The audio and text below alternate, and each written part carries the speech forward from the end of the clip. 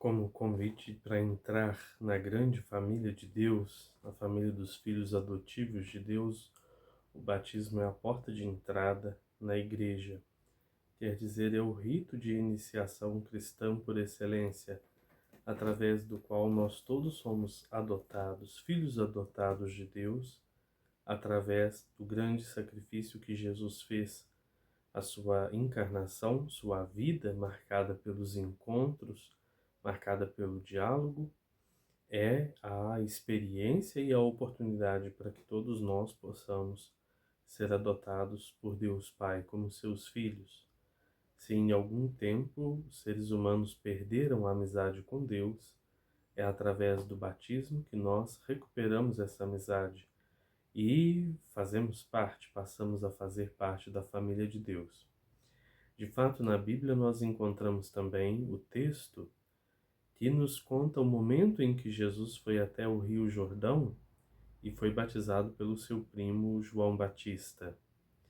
É claro que se o batismo é o sinal da conversão, da entrada numa vida nova de comunhão com Deus, Jesus não precisaria ter sido batizado. Mas de fato, ele próprio, para nos mostrar a obediência da fé, fez esse caminho até o Jordão, quer dizer, caminho de conversão, atravessando o deserto da existência marcado por todas as dúvidas, por todas as dificuldades, os acasos que nós enfrentamos na nossa existência. E ao ser batizado no Rio Jordão, cumpre uma espécie de obediência que todo o povo deveria também praticar. Passar pelas águas do batismo, quer dizer, morrer para uma vida antiga, para uma vida de pecado, e mergulhar numa vida nova da experiência do contato com Deus. Quando Jesus vai saindo das águas após ser batizado, desce do céu uma pomba, aquele mesmo serzinho que manifestou-se ao final do dilúvio, quer dizer, ao final daquele tempo de provação e de morte no livro do Gênesis. Desce essa pomba sobre Jesus e do céu se ouve uma voz: Este é o meu filho amado, este é aquele no qual eu coloco toda a minha alegria, é aquele no qual eu coloco toda a minha complacência, quer dizer, o meu prazer, a minha força de viver. Quando Deus Pai dá o testemunho a respeito de Jesus, nesse orgulho, nessa comunhão do Pai com o seu Filho Jesus, ele nos diz que também nós, cada um de nós, somos seus filhos amados. Ele aguarda o nosso retorno para perto dele, para a intimidade com ele, todos os dias, desde sempre, desde toda a eternidade. Por isso que o batismo nos dá também uma missão. Nós somos chamados a fazer algo diferente. Somos chamados a ter uma presença, uma postura diferente na vida e no existir. Por isso que no nosso encontro nós lemos tanto o texto do batismo de Jesus, em paralelo com aquele no qual Jesus, na sinagoga de Nazaré, se apresenta como o cumpridor das promessas de Deus feitas através do profeta Isaías. Ele mesmo abre o livro da lei e no capítulo 4 do Evangelho de São Lucas ele lê e diz: Estas promessas todas se cumpriram hoje. Estas promessas todas se cumprem em mim. Eu sou o Messias, eu sou o enviado de Deus para dar um perfeito cumprimento, para dar um pleno cumprimento às suas promessas. Quer dizer, ele veio para fazer os cegos enxergar, os surdos ouvir, ele veio para fazer os coxos andarem, para fazer a publicação de um ano de graça do Senhor.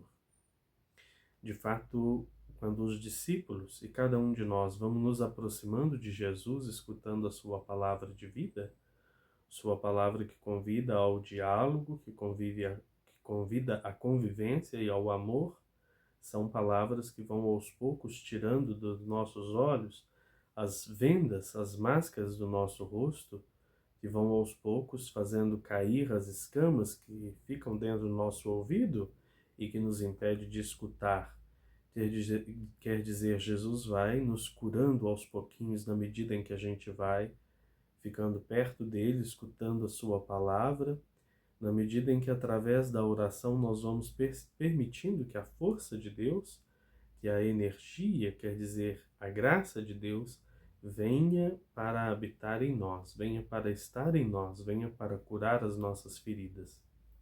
De fato, é através dessa intimidade que nós chamamos de espiritualidade, que o próprio Cristo sempre está ao nosso lado, sempre nos ajuda a caminhar, sempre nos ajuda a crescer, a melhorar de vida. Por isso que nós temos um grande companheiro, um irmão mais velho neste mundo e que nos acompanha com a força do seu Espírito Santo.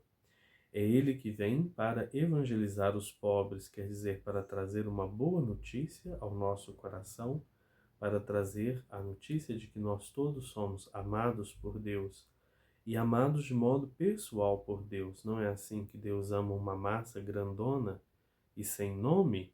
Não, quer dizer, Ele nos ama a todos de modo especial. Ele nos ama a cada um de modo especial.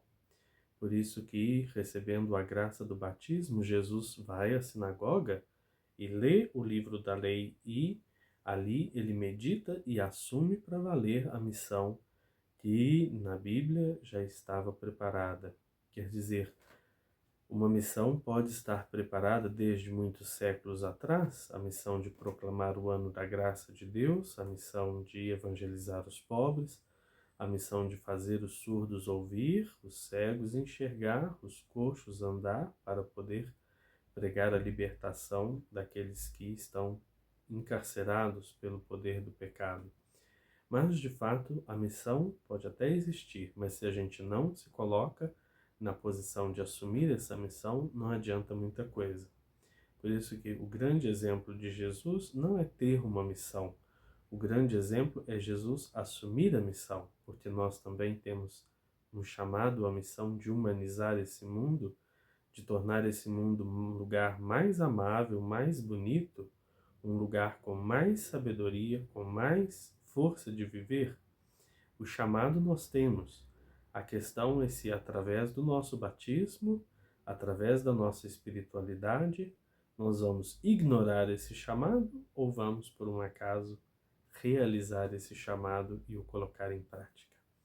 Essa é a grande pergunta para a qual nós possamos pedir ao Espírito Santo que desça sobre nós, que nos ilumine e que nos ajude sempre a caminhar no amor de Cristo, para, através dele, responder mais conscientemente ao nosso chamado para uma missão de discípulos e missionários de Jesus Cristo.